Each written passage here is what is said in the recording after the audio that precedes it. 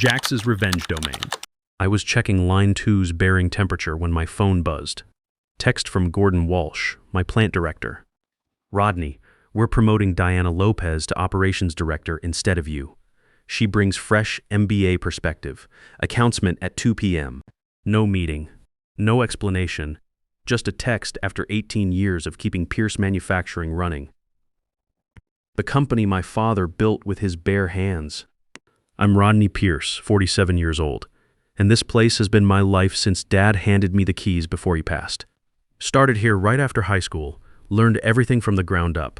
Dad always said the Pierce name meant something in this industry. Quality work, reliable delivery, treating people right. I set the phone down on my maintenance clipboard and walked out to the production floor. The conveyor hum sounded different now, like equipment running past tolerance specs. Gordon was standing near quality control, coffee in hand, talking to Diana like she just solved our throughput problems. She had her MBA from some business school and a confident smile that looked good in boardroom presentations. What she didn't have was any understanding of how our operation actually functioned. I'd been training her for 4 months, showing her the preventive maintenance schedules I developed, the lean processes that cut our waste by 22% and dropped operating costs 15%. The vendor relationships Dad built and I maintained for 18 years. She took detailed notes, asked intelligent questions, and apparently decided my position looked more appealing than her current role. When I reached them, Gordon handed me an envelope. "Thanks for mentoring Diana," he said. "She's really absorbed your operational philosophy, my operational philosophy." That's what we were calling Dad's legacy now. I opened the envelope while they watched. Inside was a performance review and a lateral transfer to senior technical advisor. Same pay, reduced authority, and a desk instead of an office. They wanted me to document my processes, train my replacement, then step aside quietly. I folded the papers and put them in my shirt pocket. "When does this take effect?" "Monday," Gordon said. "Diana's got some innovative efficiency projects planned." Efficiency projects using the process documentation I'd spent 18 years refining.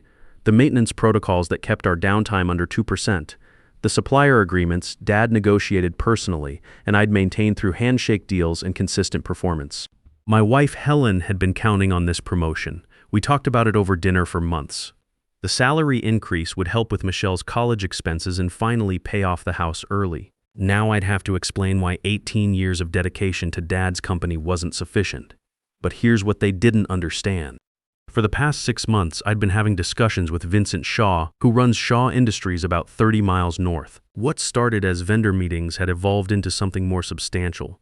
Vincent appreciated old-school reliability over PowerPoint optimization theories. That afternoon, I cleaned out my office. 18 years of documentation, vendor contacts, process improvements, and troubleshooting protocols went into boxes. Not out of bitterness, but because it belonged to me.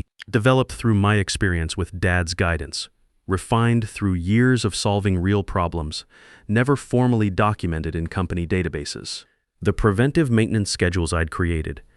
Personal notes based on watching equipment fail and learning the warning signs. The vendor relationships that secured us priority service and volume discounts, built through keeping promises and maintaining trust. The lean manufacturing processes that improved our efficiency ratings, developed through trial and error across nearly 2 decades of operations.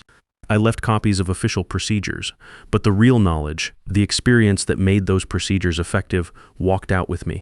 Monday morning, Diana moved into my office. Fresh nameplate, new whiteboard covered in MBA terminology like synergistic optimization and data-driven efficiency metrics. She called an all-hands meeting to introduce her vision. "We're revolutionizing our approach," she announced. "Rodney established solid groundwork, but it's time to advance beyond traditional methods and embrace innovation." The floor supervisors exchanged glances. Carl Martinez, who'd worked alongside me for 14 years, just shook his head. These guys understood the difference between theory and application. By Wednesday, problems started surfacing.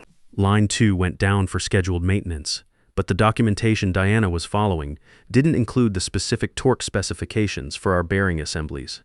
Standard procedure indicated 50 feet will be. Experience taught me 47 for our particular setup due to ambient temperature fluctuations. They torqued to 50. Bearing failed within 4 hours. 6-hour production delay waiting for replacement components. Thursday brought vendor issues. Our primary supplier, Richardson Materials needed to discuss delivery schedules. Diana scheduled a formal meeting with contracts and presentations. What she didn't realize was that Richardson had been flexible with us for years because of personal relationships. Steve Richardson and I went back to Dad's time. We'd worked through supply shortages, payment delays, and quality issues with verbal agreements. Steve called me directly. "Rodney, what's happening over there?" "This new person wants to renegotiate everything. Says she's optimizing vendor relationships." I told him I wasn't involved anymore. He said Richardson would honor existing contracts but wouldn't extend special accommodations going forward. No priority deliveries, no volume discount pricing. Everything strictly by contract terms. By the second week, deterioration was obvious. Production efficiency dropped 18%. Maintenance costs increased because they were using generic procedures instead of equipment-specific protocols. 2 suppliers stopped offering preferred pricing. Carl started texting me updates, not because I asked, but because he was watching Dad's systems collapse in real time. "She's bringing in consultants," he wrote, "going to analyze our processes and recommend improvements." The same processes Dad and I had built through years of hands-on problem solving. Now they'd pay consultants $180 per hour to reinvent what they already had. Meanwhile, I was getting established at Shaw Industries. Vincent's operation was smaller but more focused. Family-owned, 3 generations of building quality products without corporate complications. When I explained what I could contribute to their operation, Vincent didn't request presentations or data projections. "Show me," he said. I spent 3 weeks analyzing their production flow, identified bottlenecks they'd been managing around for years, proposed modifications to their preventive maintenance program, suggested vendor consolidation that could reduce material costs 14%. Vincent gave me complete authority. "You've been doing this longer than my nephew's been alive. Make it work." And it worked. Within 6 weeks, we'd improved line efficiency 15%, reduced downtime by 40%. Streamlined supply chains so deliveries arrived when needed, not when convenient for suppliers. The equipment hummed with that steady rhythm that tells you everything's calibrated properly. Temperature readings stayed consistent. Vibration levels within acceptable parameters. Vincent offered equity participation, not just employment, but ownership stake in improvements I created. After 18 years of generating profits for others, someone finally wanted to share the benefits. Back at Pierce Manufacturing, conditions kept deteriorating. The consultants completed their analysis and recommended implementing optimized lean manufacturing protocols. Essentially, they reverse-engineered Dad's systems, gave them academic names, and charged $75,000 for the privilege, but implementation was catastrophic. The consultants understood methodology, not application. They recognized procedures, but missed context. Equipment requiring specific handling received generic treatment. Suppliers needing personal relationships got form letters. Carl's updates became more frequent. 4th, equipment failure this month. Gordon's looking worried. Diana's blaming legacy equipment and inherited inefficiencies. That's what they called 18 years of maintaining Dad's operation profitably. The breaking point arrived during their 3rd month of consultant-driven improvements. Line 1 shut down completely. Not scheduled maintenance, but catastrophic gear failure that should have been prevented by proper monitoring protocols. The kind Dad taught me to recognize through sound patterns and vibration analysis. But Diana's team was following consultant recommendations, not practical experience. They missed the acoustic warning signs, ignored the vibration data, and pushed equipment beyond safe parameters because their metrics indicated acceptable ranges. 14-hour shutdown, emergency parts replacement, overtime crews working through the weekend, customer delivery delays triggering penalty clauses. The cascading failure that happens when you replace institutional knowledge with theoretical frameworks. Carl texted me a photo from the plant floor. Diana's in Gordon's office getting lectured. Word is corporate wants explanations. I looked at that image without satisfaction. Just disappointment that 18 years of Dad's legacy was being destroyed because someone confused credentials with competence. At Shaw Industries, we were hitting our stride. The efficiency improvements I'd implemented were generating substantial profits. Vincent was discussing expansion. We'd secured 3 major contracts by underbidding competitors who couldn't match our cost structure. "Rodney," Vincent said one afternoon, "how would you feel about becoming operations partner? Full authority, equity stake, and we're establishing profit sharing for floor supervisors." Operations partner, the position I'd been denied at Dad's company, but with genuine authority and shared ownership at a place that valued results over politics. Helen was excited when I told her that evening. The salary increase was significant, but the equity stake was transformative. For the first time in 18 years, my expertise would build wealth for our family instead of just generating profits for someone else. You've earned this, she said. 18 years of them taking you for granted. Now they'll see what they lost. The irony improved. 8 months after I joined Shaw, we started competing directly with Pierce Manufacturing. Same customer base, similar products, but we could deliver faster and cheaper because our operation actually functioned. Our maintenance schedules prevented failures instead of reacting to them. Our supplier relationships meant priority treatment and volume discounts. Our processes were refined through experience, not theory. The first major contract we won was significant. Industrial equipment supplier that had worked with Pierce Manufacturing for years. When they opened bidding, Shaw came in 20% lower with better delivery schedules. Carl texted me that night. Heard you guys won the Patterson account. Gordon called emergency management meeting. Deanna saying we need to reassess our competitive position. Reassess our competitive position. She was learning that process documentation without understanding is just expensive paperwork. More contracts followed. Our efficient operation could underbid the bloated bureaucracy I'd left behind. Customers who remembered my reliability followed the work to Shaw. Suppliers who valued relationship-based business gave us priority treatment. The equipment supplier who'd switched called Vincent directly. Your operations partner, Rodney, used to work at our previous vendor. We followed him here because he actually delivers promises, rare these days. Word spreads quickly in manufacturing. Customers communicate with other customers. Suppliers compare experiences. When you've built trust over decades, people remember. And when that trust leaves one company, it doesn't disappear, it relocates. Within 10 months, Pierce Manufacturing was in serious difficulty. Equipment failures were constant because they'd abandoned maintenance protocols that actually worked in favor of consultant-recommended optimization. Production delays were damaging customer relationships. They'd cycled through 4 different consulting firms trying to solve problems Dad could have prevented with one phone call.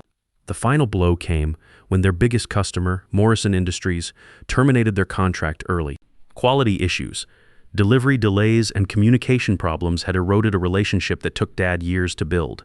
Morrison's purchasing manager called me the day after cancellation. Rodney, heard you're at Shaw now. We've got manufacturing requirements coming up. You interested in bidding? Just like that. A $2.8 million annual contract walked out of Pierce Manufacturing's portfolio into ours. Not because we pursued it, but because competence has a reputation that follows you. Then came the call I'd been anticipating. Gordon's number appeared on my phone at 9:15 on a Friday morning. Rodney, we need to discuss something. Can you come in today? I could hear desperation under his professional tone. Production problems were becoming financial losses. Customer complaints were turning into contract terminations. Corporate was demanding answers Gordon couldn't provide. I've got 45 minutes at 3 p.m., I told him. When I walked into his office that afternoon, Gordon looked like he'd aged 10 years in 10 months. Diana was there too, laptop open, looking defensive. The whiteboard behind her still had those MBA buzzwords, but now they looked like evidence of failure rather than innovation. We're experiencing operational challenges, Gordon began. Transition difficulties. We hoped you might consult on technical matters. Technical matters. They wanted to hire me back as contractor to repair problems created by replacing me. What kind of technical matters? I asked. Diana spoke up. We're having equipment reliability issues and supplier relationship complications. Your institutional knowledge could help optimize our troubleshooting protocols. Institutional knowledge, supplier relationship complications. She was describing the collapse of everything Dad built, using business school language to avoid admitting mistakes. You want me to fix problems you created by getting rid of me, I said. Gordon shifted uncomfortably. It's not that simple, Rodney. We value your expertise. We're prepared to offer competitive consulting rates. What rates? $140 per hour. Temporary basis. I almost smiled. They were willing to pay me $140 hourly to rebuild systems I'd maintained for years at regular salary. And when finished, Diana would receive credit for resolving operational challenges. I appreciate the offer, I said, but I'm not available. Gordon's face went pale. Rodney, be reasonable. We can negotiate terms. I'm being reasonable, I said. You decided you didn't need my expertise. Turns out you were wrong. That's not my concern anymore. I left that meeting knowing they were in real trouble. Equipment failures were increasing. Costs were climbing. Customer satisfaction was declining. Their solution was throwing consulting money at problems requiring experience. 4 weeks later, Carl texted me with news that completed the circle. Diana got terminated today. Board meeting this morning. Gordon's announcing early retirement next month. The house of cards had collapsed, not because I pushed it, but because I removed the foundation and took it somewhere that appreciated its value. At Shaw Industries, we were preparing for major expansion. Success we'd achieved attracted attention from a large manufacturing consortium. They wanted to discuss long-term partnership that would double our production capacity. Vincent called me into his office before the meeting. Rodney, this is your presentation. You built what they want to purchase. I want you leading negotiations. The consortium meeting exceeded expectations. They'd researched our efficiency improvements, spoken with customers. What impressed them most wasn't equipment or facilities, but operational consistency. Your reliability metrics are outstanding. Their lead negotiator said, 14 months of on-time delivery, 0 quality complaints, industry-leading cost structure. How do you maintain that performance? Experience, I told him. We don't chase theories, we solve problems. They offered a 4-year partnership worth $15 million annually. Guaranteed volume, premium pricing and profit-sharing incentives for meeting performance targets. The kind of agreement that transforms a family business into industry leader. That evening, Helen and I celebrated at the restaurant where we had our first date 23 years ago. The equity stake I'd earned at Shaw was now worth serious money. Michelle's college expenses were covered. The mortgage would be paid off within 18 months. Financial security I'd never imagined was suddenly achievable. You know what the best part is? Helen said, it's not the money, it's seeing you respected for what you do instead of taken for granted. She was right. For 18 years, I'd been treated like overhead expense instead of valuable asset. Now my expertise was generating wealth instead of just preventing problems. 3 months later, I received a call that brought everything full circle. The private equity firm that had acquired Pierce Manufacturing after its collapse wanted to meet. They'd heard about my track record at Shaw and were interested in hiring me to turn around their struggling acquisition. We understand you built the original systems, their representative said. The facility has potential but needs experienced leadership. We're prepared to offer substantial compensation. They wanted to pay me $185,000 base salary plus performance bonuses to rebuild what I'd already built once. Perfect irony. They destroyed Dad's work, then offered premium rates for me to recreate it. I'm not interested, I told them. That facility had its opportunity with my systems. They chose differently, Mr. Pierce. Be practical. This could be very profitable. It's not about profit, I said. It's about respect. That place never valued what Dad and I brought to it. I'm not interested in going back to fix their mistakes. But the call that mattered most came from an unexpected source. The private equity firm had decided to liquidate Pierce Manufacturing entirely. Equipment auction, building lease available. Vincent called me with an idea that changed everything again. Rodney, what would you say to buying back your father's company? We restructure as Pierce & Sons Manufacturing. You take 60% ownership, I keep 40%. We hire back the good people and build it right this time. Pierce & Sons, Dad's original name before he simplified it to Pierce Manufacturing. My name on the building where it belonged. The auction was scheduled for a Thursday morning. I walked through the empty facility one last time, remembering Dad showing me every machine, every process, every shortcut that made the difference between theory and results. The building still smelled like cutting oil and metal shavings, still felt like home despite everything that had happened there. We bought everything. The building, equipment, even the old Pierce Manufacturing sign from storage. Carl was the first person I called. We're bringing Pierce & Sons back online. You interested in floor supervisor again? He laughed so loud I had to hold the phone away from my ear. Absolutely, he said. Been waiting for this call since the day you left. Half the crew's been asking when you'd come back and fix this mess. I told them to be patient, that you'd figure something out.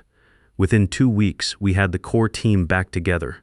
Carl Martinez as floor supervisor. Steve Richardson agreeing to restore our priority supplier status with Richardson Materials. Even some of the younger guys who'd watched the place fall apart were eager to return and learn how manufacturing was supposed to work.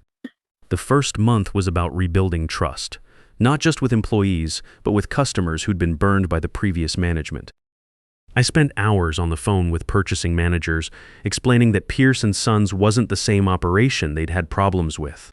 Different ownership, different management philosophy, same reliability they remembered from the old days. Morrison Industries was skeptical at first. "Your old company left us hanging on 3 separate deliveries," their purchasing manager said. "Cost us production delays and overtime expenses." "What makes this different?" "Because I'm back," I told him. "Same guy who handled your account for 12 years without missing a deadline. Same processes that worked before they brought in consultants to fix what wasn't broken." He gave us a trial order. Small batch, tight deadline, penalty clauses if we missed delivery dates. We delivered 2 days early with 0 defects. The next order was larger, then larger still. Within 6 months, Morrison was back to their old volume levels, and they'd referred 2 other companies to us. Vincent's partnership made all the difference. He understood that rebuilding wasn't just about equipment and processes, but about culture. We implemented profit sharing from day one. Every employee had skin in the game, not just wages, but actual participation in success. When efficiency improved, everyone benefited. When we landed new contracts, bonuses reflected the achievement. Diana found a position as process improvement consultant with a firm in Columbus.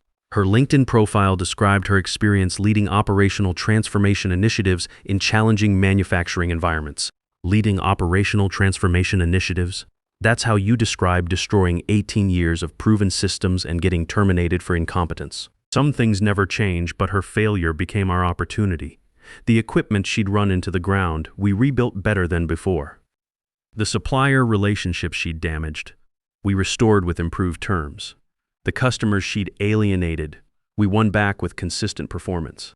Everything she'd broken became stronger once we fixed it properly. By year 2, Pierce & Sons manufacturing was operating at capacity. We'd hired 67 employees, including 15 who'd never worked manufacturing before but showed willingness to learn. Carl was training a new generation of floor supervisors using the same hands-on methods Dad had taught me. Real experience, not theoretical frameworks. The manufacturing trade publication ran a feature story about our turnaround.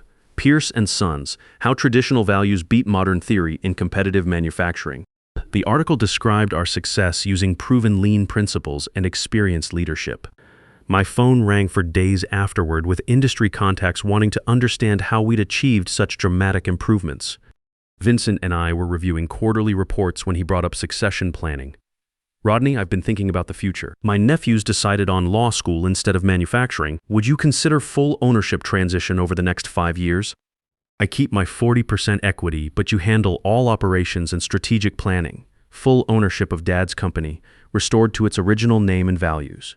The Pierce legacy not just preserved but strengthened. Michelle had finished college debt-free and was considering joining the business after graduation. She'd grown up hearing stories about Grandpa's company and wanted to learn the manufacturing trade from the ground up, the way Dad had taught me.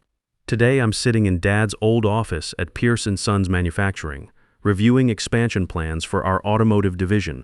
On the wall is a framed photo of Dad and me standing next to our first production line, the day he officially made me floor supervisor. Next to it hangs the original Pierce & Sons sign from 1975, when Dad first opened the doors. The building hums with that steady rhythm that tells you everything's running properly. Temperature readings consistent, vibration levels within tolerance, delivery schedules on track, quality metrics hitting targets. The same sounds Dad listened for every morning when he walked the floor, checking on his people and his processes. Carl stopped by this morning with production numbers. "We're running 35% above capacity projections," he said. "The automotive contract's generating more volume than we estimated. Might be time to consider that second shift we discussed." Our 67 employees are averaging $3,200 in quarterly bonuses. Not bad for a company that was auctioned off as scrap 18 months ago. That's what happens when you value experience over credentials, relationships over reorganization, and results over theories.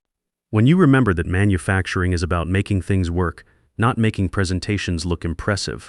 Pierce & Sons Manufacturing thrives because we never forgot what Dad taught me. Build something solid, keep your promises, respect the people who do the work. The Pierce name means something again in this industry. Quality work, reliable delivery, treating people right. Just like Dad always said it should. And sometimes, if you're patient enough and work hard enough, respect comes back to you. The best revenge against being undervalued isn't proving them wrong. It's building something so successful that their opinion becomes irrelevant. Gordon took early retirement and moved to Florida. Diana's consulting firm handles process optimization for companies that never learned the difference between efficiency and effectiveness. The private equity group that bought Pierce Manufacturing wrote it off as a total loss, but Pierce & Sons Manufacturing is writing a different story, one that started with Dad's vision, survived corporate betrayal, and continues with the next generation ready to learn what real manufacturing looks like. Some things are worth fighting for, some legacies are worth preserving, and sometimes the old ways turn out to be the best ways after all. Experience isn't just what you know, it's what you've learned from every failure, every success, and every relationship you've built along the way. Corporate credentials can get you in the door, but only proven competence keeps you there. The best revenge against being undervalued isn't destroying those who wronged you. It's building something so successful that you become completely independent of their opinion, and they become irrelevant to your story.